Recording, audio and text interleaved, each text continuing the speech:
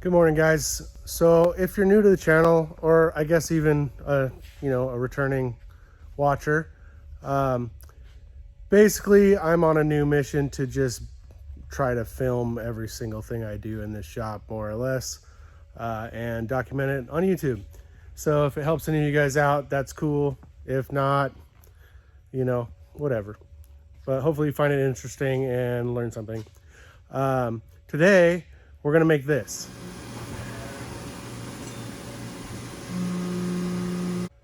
So this is a part for Archer Fabrications. He's a customer of mine. He builds beautiful, beautiful headers, turbo manifolds for the new Supras and Mitsubishi Evos and stuff like that. So he does really nice work and he demands really nice flanges. So I've made these before for him, but we're gonna pull them over into Fusion and we're gonna try to program them in Fusion. And so I'm basically just going to pull the model that I already have over into Fusion, and then we will see what we can do from there. So we need to get this model over into Fusion. So I'm going to save this out as a step file, and then I'm going to import it into Fusion and see what we get. So I was actually able to import this directly as a SolidWorks part file.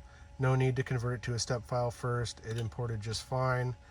I double checked a dimension here just to make sure that it imported correctly and was scaled correctly, and it was, so no problems there. I'm going to go ahead and start programming this, but I'm going to just not bother filming that. I'll just come back and show you what I figured out, since I don't want to film me struggling through this whole thing figuring this software out. But I will come back, I'll show you exactly what I did and how I program this, and we'll go from there. Okay guys, so I believe I've got this all programmed the way I'm going to make this part. So first of all, we kind of need to talk about order of operations here on machining this part. So the way that I've done these before is I basically, this represents the stock material. So basically I face off one side of this stock material, and then I flip it over and so that the finished side's on the bottom, and then I can start doing the first operation of my flange here. The reason I do it that way is because when I flip it, I hold it on a fixture and I use these bolt holes to hold it down. So I can't really face it when there's bolts sticking out here. So I want to have it already faced so that I can touch off on this second side when I go to do the second operation and basically finish the entire part on the fixture. So that's kind of my order of operations as far as how to manufacture this. So I'll go through this with you guys. So first operation, my first setup. This setup is basically setting up the part. I mean the raw stock, I guess, material. Let's go in here. Oops, not that. I guess that still worked. Edit. So I basically have the model orientated on the material. So model orientation on stock. What does it say? Stock box point. So what that does is it just puts your center point, your orientation, right in the middle of the block that the part is in the middle of. So when you set up your stock here, I set it up to my cut length and then the stock dimensions. So we have a 5/8 thick, 3-inch wide, 15.4 inch long basic piece of material. And then I have my, I need to put this as a 1 for my post processor. Still fixing stuff as I go here. But basically that's all you need to do. And then it sets up this stock material so that the model itself is centered within it. So that's pretty nice because now you can just touch off on the stock material and it already knows how much it needs to face off as long as you modeled the part correctly. It already knows how much it needs to face off and everything. So what I've done is I set up this first operation and I just did a facing pass. So that's my first op. I'm going to go through all the blank materials and just face off one side of them. So that's basically all that needs to be done there. So then I'll flip them over, but they'll still be this orientation, but I'll flip them over, and then I'll start this second operation. So the second operation is where we start actually doing some machining on this part. So first operation is a facing pass, just like we did previously. It's basically a copy of that, but on a different setup. And then we're going to drill with a big 1.125" insert drill I have, poke out the middle of those big holes so we don't have to do as much roughing with the end mill. And then we drill the 2 end holes because they're a different size than the rest of the holes. And then we drill the rest of the holes. So that's the first 4-tool pass. And then we start getting into our actual milling. So we just do a face, 3 drills, and then we start milling. So this first milling pass is a 2D adaptive clearing milling pass. So it's basically a high-speed machining tool path that is designed to create constant load on the tool, so that you can basically do these passes as smoothly as possible without changing the load on the tool, even when it's on inside corners versus outside corners, and so on. So it'll basically calculate. If you kind of look at this tool path, you see it takes a lot wider step over on the outside of a corner than it does on the inside of a corner. And that's because it's trying to maintain a constant load on that tool. So that's how that works. So we do another adaptive 2D tool path, and that's cleaning up the top of this part after we've roughed out the OD. On this one, the previous one, I just went 200 thou down. So on this, I just went down far enough to where I can get a finished chamfer on the outside edge of this part. And then when I flip it over to do op 3, I will have already a chamfer there, and I'll be able to drive the tool around to finish this outside profile, and it'll have a chamfer on the bottom side already. So that's why I'm doing it that way. So then this one cleans up the top surface and leaves this top island here. And then I'm doing a 3D adaptive clearing tool path that basically cleans out the rest of these ports. So it knows there's already a hole there, so it dives down into the hole using the rest material function, and then roughs out from the bottom, and then it takes step ups and cleans out the rest of what it can from this side of those ports. We actually have to machine those ports from both sides and finish them from both sides in order to get that shape, because there's a massive undercut where this goes from oval to round. I'm sure you can see that. So we'll get the undercut, we'll get on the second side, and the undercut that will be there when it flips over will already have been machined on this side, if that makes sense. Sorry, I really need to get a new mouse. This mouse is crazy. Okay, so we do that adaptive clearing, 3D adaptive clearing. And then I did a 2D contour to finish the little step that's within these ports here. So there's a little counter bore to put a pipe in and then weld it. So that does that little counter bore. And then we do a finish contour around the outside of the part, which I actually don't need. I'm going to delete that because I changed how I'm doing this part a little bit. And then we do, let's see, 2D contour there, 3D contour. That needs to be moved down. Nope, actually I just forgot a couple toolpaths.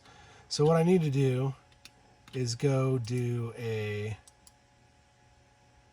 contour around this island, because it looks like I never finished it. So after this adaptive toolpath, I should have a contour. So let's do that real quick right now. So we're going to do a 2D contour. We're going to select our tool. It's going to be our 1/2" bullnose end mill. I think it's this one. So we should be going 350 feet a minute. Yeah, that's the one. I need to put some notes in there so I can tell the difference a little easier. All this should be already populated based on the tool itself.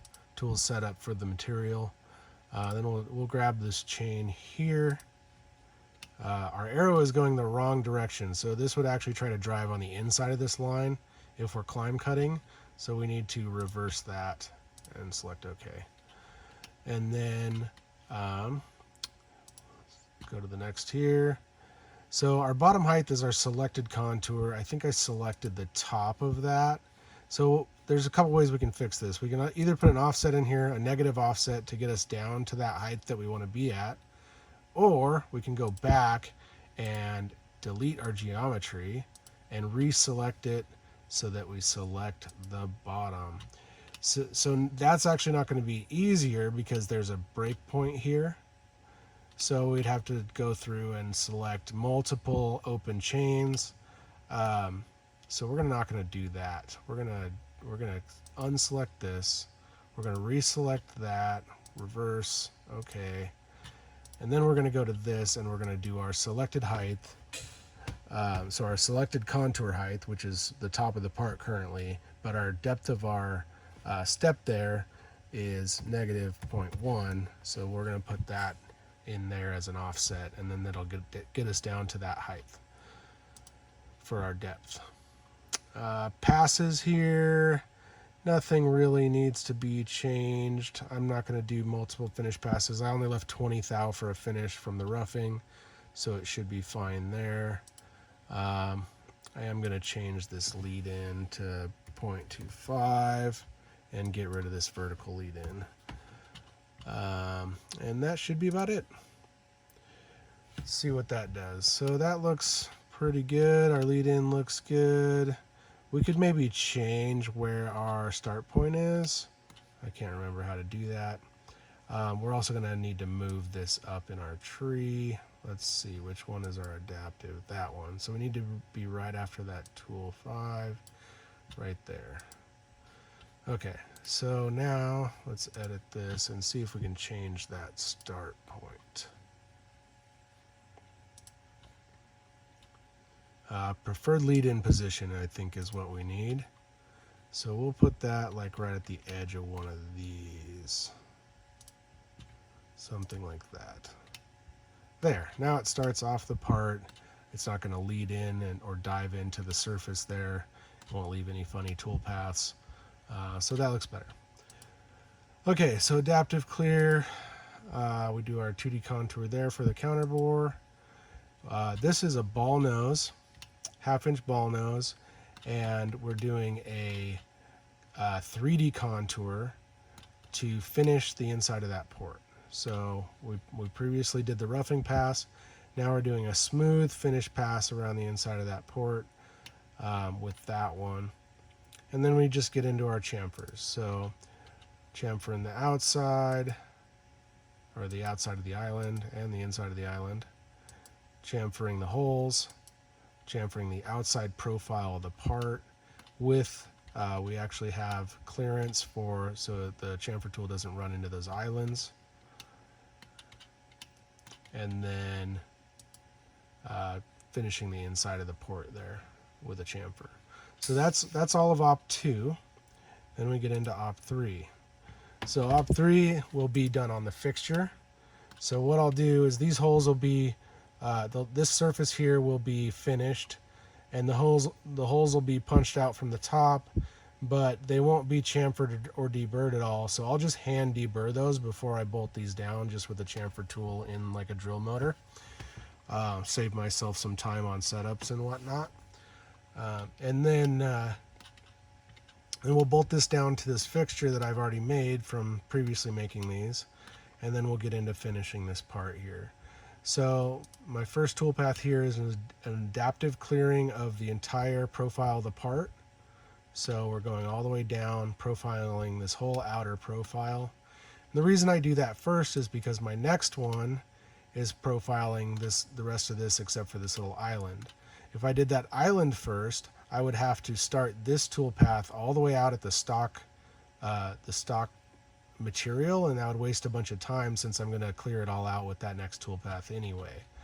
So that's why I chose to do this one first, and then this finishes up that island, little step down for the island, and then that's a finishing contour, another finishing contour for the outside profile,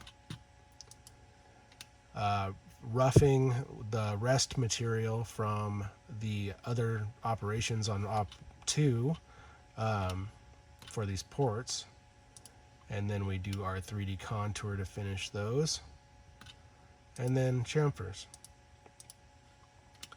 So that's about it. Besides making the fixture, which I already had made, so I'm not going to show you doing that, but I can show you the fixture. But that's basically it.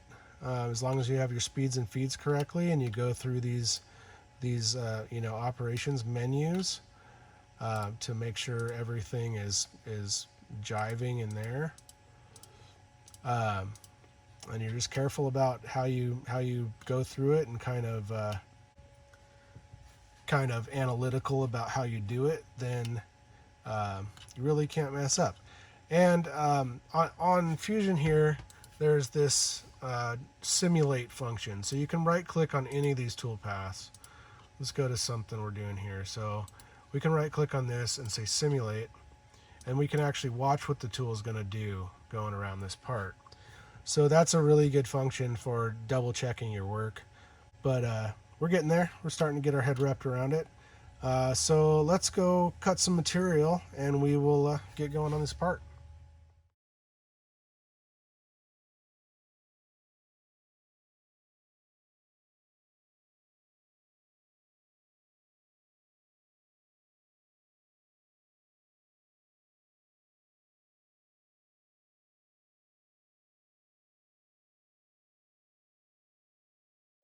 Okay, so we have all our stock material cut, and here's the fixture for the second or third operation, I guess.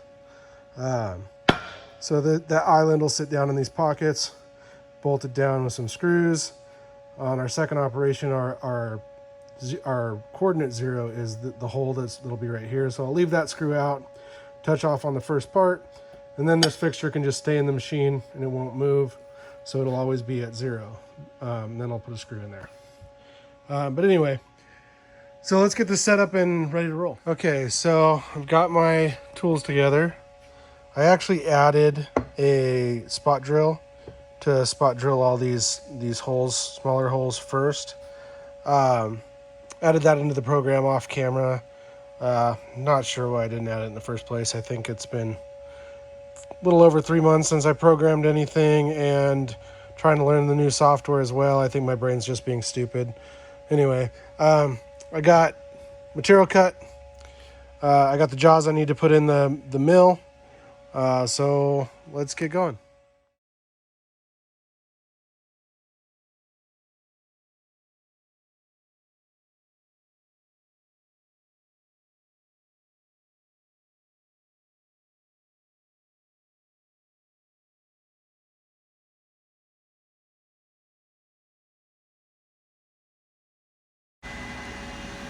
Okay, so I got my jaws in, I got the material in, I got a part stop set real low on the part so the tool coming around this won't hit it.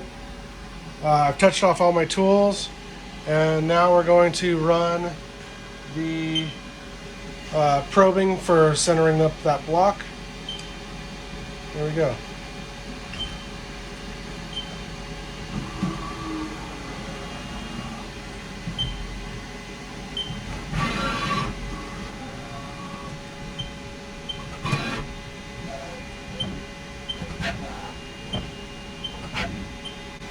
Okay, so now the machine knows where the tools are, it knows where the material is. I'm going to get that program loaded up, and we'll see what we come up with.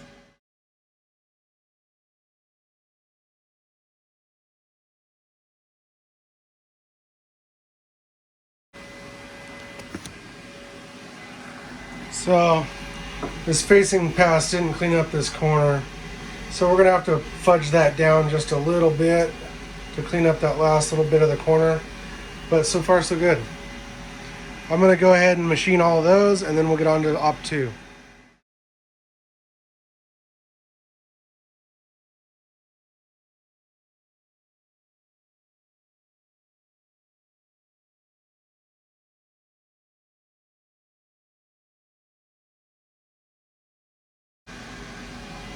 Okay, so I got all those done.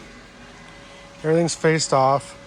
One of the things that I've noticed already, this is the first time I've cut anything hard here at the new shop, and these have a way better finish than I'm usually getting. It's perfectly smooth.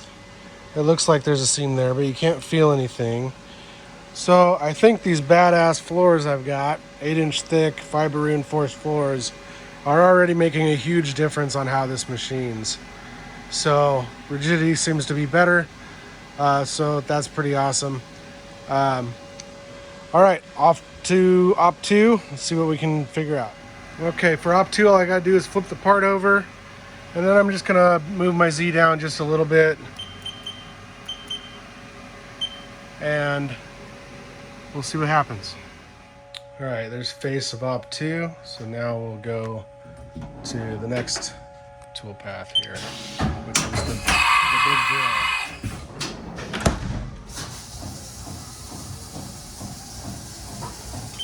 So first big hole drilled, but I need to make my retract higher so that the chips have a chance to get off of the drill. Holes. Big insert drill.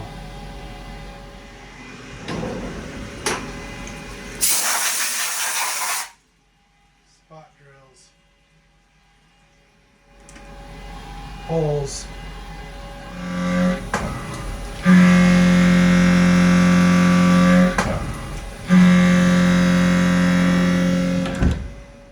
Profile. Finished ports. So just chamfers left to do. Alright, so that operation's finished. I did make the chamfers a little bit heavy, so I'll have to look into that. But besides that, looks good. So this is what the backside looks like. So these still have burrs on them. So in preparation for op 3, I'll just chamfer these by hand.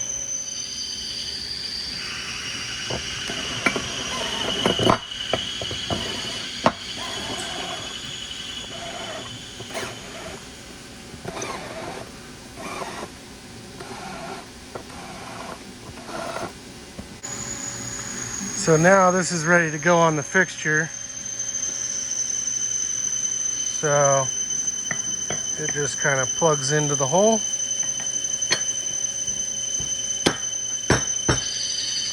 And then we can use the screws to hold it down. And then this fixture will be clamped in the vices and it'll stay in place. So once we touch off on our hole here where our work coordinate 0 is, we won't have to change anything for op 3.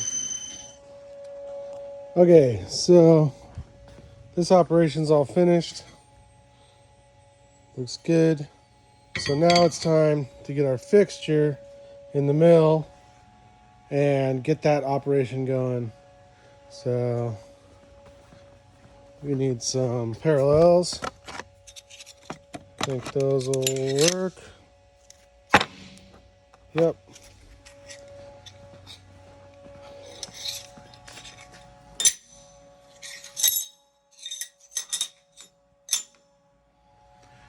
Need to move my stop out of the way.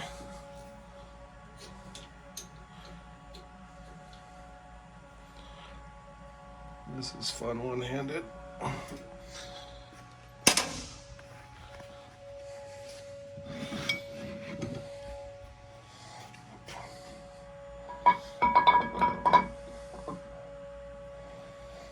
So this one we don't have to worry about a stop because once we touch off, the fixture's never coming out. We'll just unbolt the flange and then put one back in. It'll locate on the fixture so the machine will know where it's at.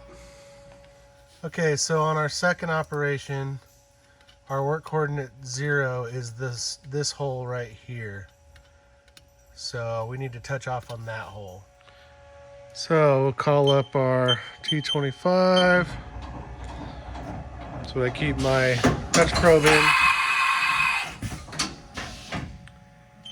And we can actually just touch off on our Z0 right here in the middle of the part to get our top height.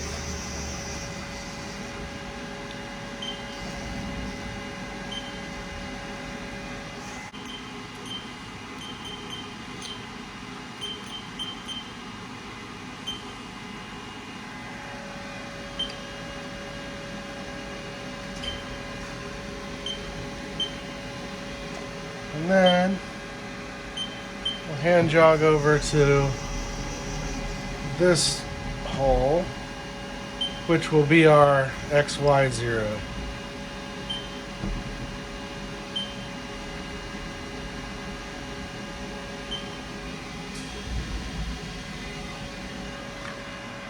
So we got the probe in the hole. We'll probe the bore, our work offset, and our bore dimension.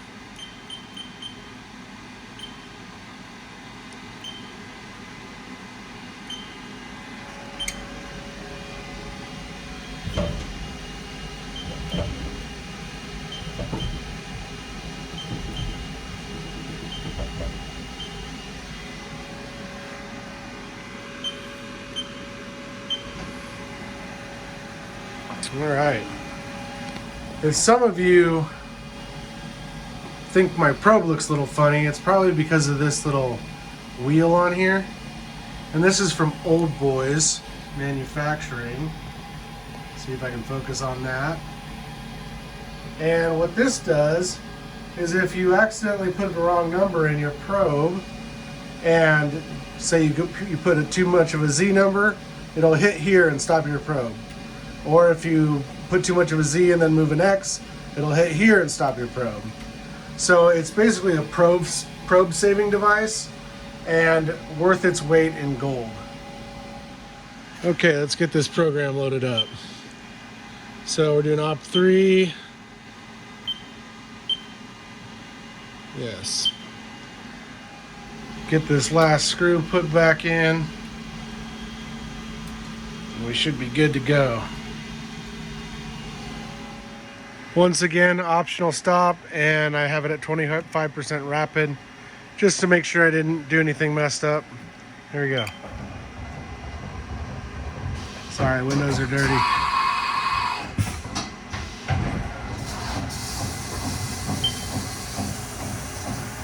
So our distance to go is 2.2377. If I turn the coolant off, yep, that looks about right.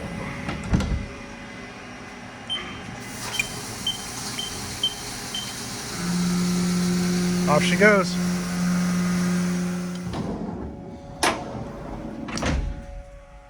Windmill's done.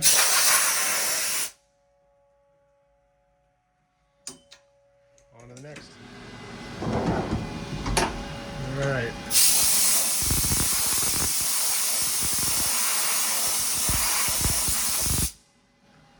So ports are done with that ball end mill. So now we just have chamfers left to do. All right.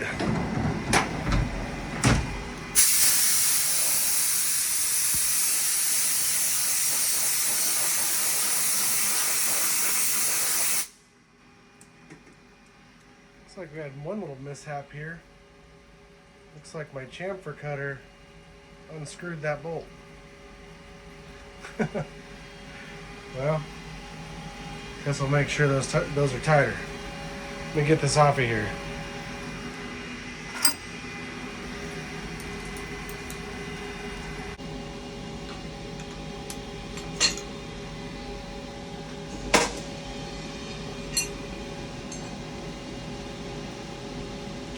There we go.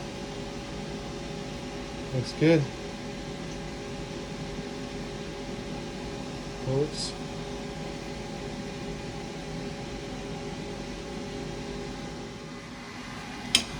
There we go.